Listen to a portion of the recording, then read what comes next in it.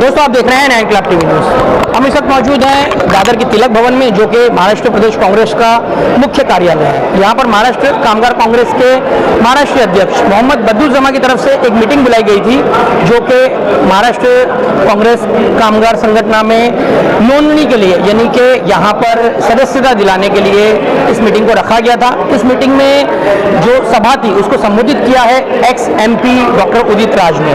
Doctor Udit Raj ने यहाँ पर कांग्रेस के कामगार संगठन से जुड़े जितने भी कार्यकर्ता हैं उनको इस बात पर जोर दिया कि उन्हें डिजिटल होना होगा, क्योंकि भाजपा जो है वो डिजिटलाइज होकर ही उसने यहाँ तक का सफर तय किया है। कांग्रेस कहीं ना कहीं वक्त के साथ बदल नहीं पाई है। इस तरह से उन्होंने अपनी 1.5 घंटे की स्पीच में इसी बात पर जोर दिया है। इसके साथ ही उनका ये भी कहना है कि जब तक आप प्रचार नहीं करते, आप प्रचार करने के लिए मैसेज के जरिए लोगों तक नहीं पहुंचते, सोशल मीडिया के जरिए नहीं पहुंचते, तब तक आप चाहे कितना ही काम कर ले, आपका वो काम अधूरा है। इस मौके पर बांद्रा के एक्स MLA बाबा सिद्दीकी साहब ने भी संबोधन किया। उन्होंने भी इस चीज़ के लिए मोबारकबाद पेश की है मोहम्मद बद्दुज्जमा साहब को भी और डॉक्टर उदित राज साहब को भी। अब इस सभा का क्या नतीजा निकलता है, किस तरह से ये कामगार अब उत्साहित होते हैं इसमें जुड़ने के लिए, वो देखना का बाकी है। खैर, क्या कहा बाबा सिद्दीकी साहब ने और डॉक्टर उदित राज ने, देखिए। डॉक्टर साहब, आज जो यहाँ पर ये कांग्रेस कामगार संगठन की मीटिंग रखी गई थी, किस ताल्लुक से रखी गई थी, उसका इन शॉर्ट आप ब्यौरा दीजिए। आज असंगठित कामगार कर्मचारी कांग्रेस की महाराष्ट्र प्रदेश की बैठक यहाँ पर रखी गई थी और उसके अध्यक्ष बद्दुज्जमा जी हमारे साथ में विराजमान हैं, सुशील शिंदे जी महासचिव, और भी हमारे पदाधिकारी लोग हैं। देश के जो 45 करोड़ असंगठित कामगार हैं उनको इकट्ठा करने की जिम्मेदारी कांग्रेस पार्टी ने दिया है। सोनिया जी ने, राहुल जी ने यह जिम्मेदारी हम लोगों को सौंपी है। मैं राष्ट्रीय अध्यक्ष हूँ और आज की जो यहाँ पर बैठक थी बहुत ही अच्छी बैठक थी, पहली बैठक थी, और मैं तो मानता हूँ कि संगठन को लगभग 0 से शुरू किया जा रहा, उसमें गति दी जा रही। उसमें सदस्यता अभियान की बात और जिन क्षेत्रों में ज़्यादा संगठित कामगार हैं उन क्षेत्रों में काम करने की बात, सोशल मीडिया पर सक्रियता की बात, 3-4 मुद्दों पर हुई है, और नए लोगों को जोड़ने की बात, ताकि संगठन का विस्तार किया जाना चाहिए। और देश में सबसे बड़ा वर्ग है ये, तो इस वर्ग को अभी तक संगठित नहीं किया जा सका था जिस तरह से किया जाना चाहिए। इनका कोई निश्चित वेतन नहीं है और वेजेज नहीं है, कोई मेडिकल फैसिलिटीज नहीं है, बच्चों की पढ़ाई का कोई व्यवस्था नहीं है, तो यह वर्ग सबसे ज़्यादा वंचित है और इसको संगठित करके आंदोलन करके इसके अधिकार को दिलाना चाहिए। पिछले 6 सालों में सर जिस तरह से तुष्टीकरण हुआ और खास तरह से जैसे आपने कहा कि ये वर्ग जो है मजदूरों का, कामगारों का, इसके ऊपर सबसे ज्यादा असर पड़ा। और आपका जो प्रोफाइल हमने देखा है सर, आप हर क्षेत्र से जुड़े रहे, आप MP भी रहे, आप इनकम टैक्स से भी जुड़े रहे, समाज सेवक भी रहे। तो सर जो कांग्रेस की हासिल की हुई उपलब्धियां हैं और जो हालात इस वक्त चल रहे हैं, तो आपको क्या लग रहा है दोबारा से 0 से आपने कहा शुरू किया जाएगा, तो कितना वक्त लग सकता है और कितनी परेशानी आपको आ सकती है दोबारा से इन्हें संगठित करने में और दोबारा से इनको उनका हक दिलाने में? मैं कांग्रेस के लिए नहीं कहा था, कांग्रेस के उस डिपार्टमेंट को कहा था जो असंगठित कामगार और कर्मचारी कांग्रेस की बात है कि इसको अभी शुरुआत की जा रही है। बाकी तो कांग्रेस 125 साल की पार्टी है, उसको खड़ा होने में कितना टाइम लग सकता है? 24 घंटे, 24 दिन, 24 महीने? ये तो हवा का झोंका है। दुष्प्रचार किया कि G2 में घोटाला किया है कांग्रेस ने, कोयला में घोटाला किया, या अन्ना हजारे जो दलाल बन करके RSS BJP का वहाँ पर रामलीला मैदान में धरना किया। उस दुष्प्रचार की वजह से पार्टी की छवि हुई, पार्टी बहुत ही ज़्यादा भोले भालेपन से उस समय रही है, भोले भालेपन में रही है कि जवाब नहीं दे पाई, और उसका दुरुपयोग उठाया और जनता हमारे खिलाफ हुई। तो अब वो तो पार्टी तो है ही है, जब चाहेंगे हम पार्टी उठ जाएगी। उत्तर प्रदेश का चुनाव जारी है, इस ताल्लुक से क्या कहेंगे, कांग्रेस की कैसी पोजीशन लग रही है आपको? कांग्रेस की अच्छी पोजीशन है। प्रियंका गांधी जी के नेतृत्व में बहुत अच्छा काम चल रहा है। अब 10 मार्च दूर नहीं है, रिजल्ट आएंगे, इस बार अच्छे रिजल्ट होंगे, इतना मैं कहता हूँ।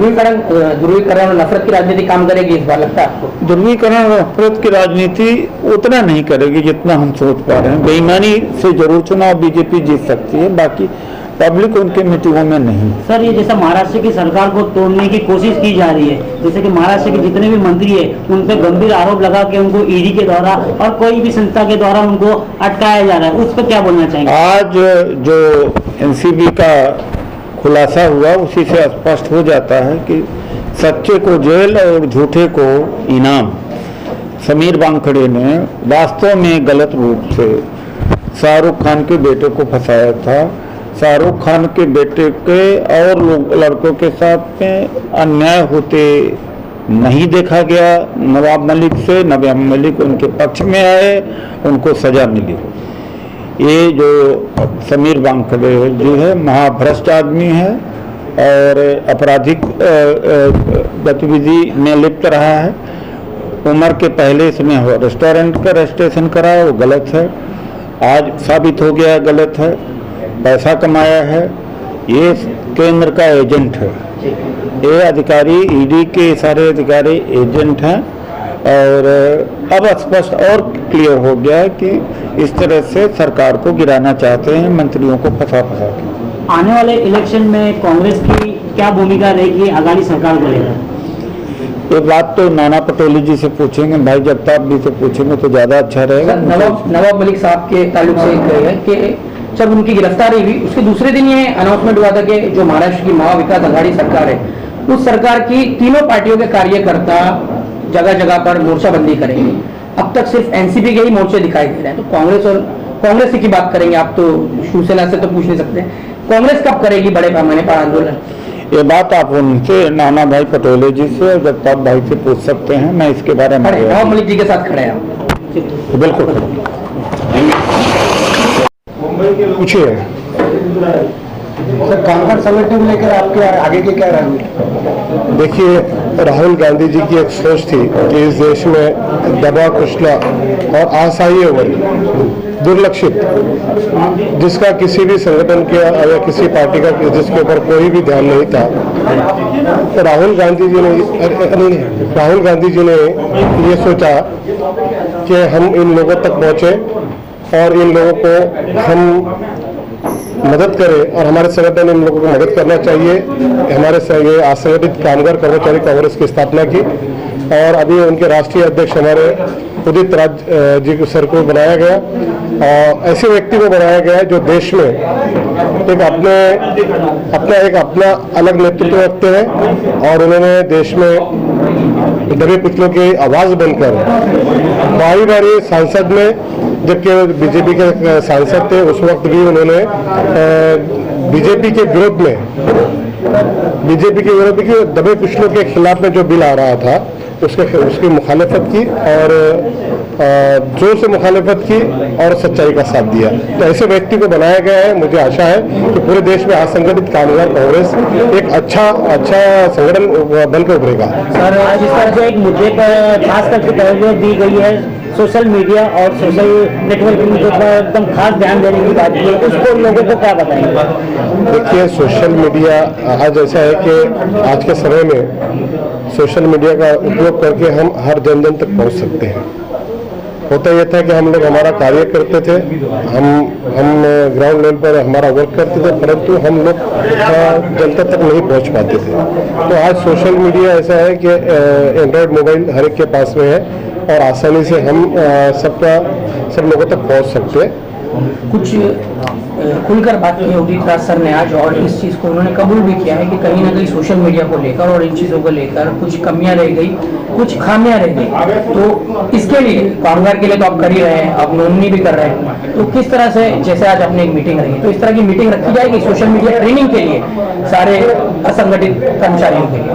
जी, हमारा एक सोशल मीडिया का अपना असंगठित कामगार कांग्रेस का एक डिपार्टमेंट है। उसके हमारे राष्ट्रीय कोऑर्डिनेटर कमल सांगवान जी है, और जो कि पूरे देश में ट्रेनिंग दे रहे हैं। और निश्चित रूप से आने वाले कुछ ही समय में हम महाराष्ट्र के असंगठित कामगार कांग्रेस की सोशल मीडिया ट्रेनिंग का एक प्रोग्राम रखेंगे। और जो अभी हमारे साथ ट्विटर अकाउंट हमारे ओपन हुए, हर डिस्ट्रिक्ट का ट्विटर अकाउंट हमारा है, फेसबुक अकाउंट है, इंस्टाग्राम अकाउंट है, और फेसबुक के माध्यम से और बाकी जगहों के माध्यम से हम हमारा प्रचार और प्रसार जो हम लोग कर रहे हैं वो करने का प्रयास करें। जो कर्मचारी यहाँ नहीं आ पाए और जो डिजिटली जुड़े हैं उनसे क्या अपील करना चाहेंगे इस तारीख से? जो कामगार हमारे असंगठित कामगार कांग्रेस के पदाधिकारी नहीं आ पाए, मैं उनको इस मीटिंग के माध्यम से कि हमारे राष्ट्रीय अध्यक्ष यहाँ पर आए हैं, तो चाहे किसी भी कारण की वजह से, अभी आपको मैं बताना चाहूँगा कि 4 दिन पहले जब हम एक सोशल मीडिया पर जूम मीटिंग द्वारा हमारी एक मीटिंग चल रही थी, उससे 5-10 मिनट पहले संदेश आया कि हमारे उदित राज जी के छोटे बहन के हस्बैंड का देहांत हो गया है, लेकिन उसके बाद भी उन्होंने मीटिंग कंटिन्यू रखी। मेरी खुद की अपनी बहन का 4 दिन पहले मेरी बड़े बहन का देहांत हुआ है, परंतु हम लोगों ने संगठन को सर्वोपरि है।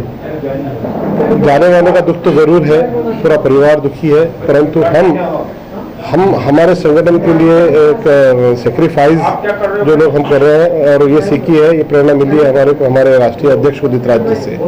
तो निश्चित रूप से मुझे आशा है कि संगठन बहुत मजबूत होगा। थैंक यू सर, आज का जो प्रोग्राम था उसमें कामगार कांग्रेस की तरफ से इस बात की तरफ जोर दिया गया है कि डिजिटलाइज होना कितना जरूरी है, और डॉक्टर उदित राज साहब ने भी इस चीज़ की तरफ ध्यान दिलाया। आप भी आए हैं, आपकी जो समाज सेवाएं हैं वो किसी से छुपी नहीं है, आप तारुफ के मोहताज नहीं है बाबा सिद्दीकी साहब। किस तरह से आप कामगारों को इस ताल्लुक से उत्साहित करेंगे, क्योंकि कांग्रेस का हमेशा कांग्रेस गरीबों के साथ रही है, और ये वो मैं समझता हूँ क्षेत्र असंगठित जिनका रहबर ही कोई नहीं है। तो डॉक्टर उदित राज जी, सोनिया जी, राहुल जी, इन्होंने ये बीड़ा उठाया है, इनको अध्यक्ष बनाया है महाराष्ट्र का, बदरू जमा जी जिनको महाराष्ट्र का अध्यक्ष बनाया है। मैं समझता हूँ इससे लोगों को बहुत फायदा होगा, और ये असंगठित जो लोग हैं उनके नेतृत्व में जब नेतृत्व मिलेगा तो उनके जो इश्यूज है उसको रिजॉल्व करने की पूरी कोशिश कांग्रेस करेगी।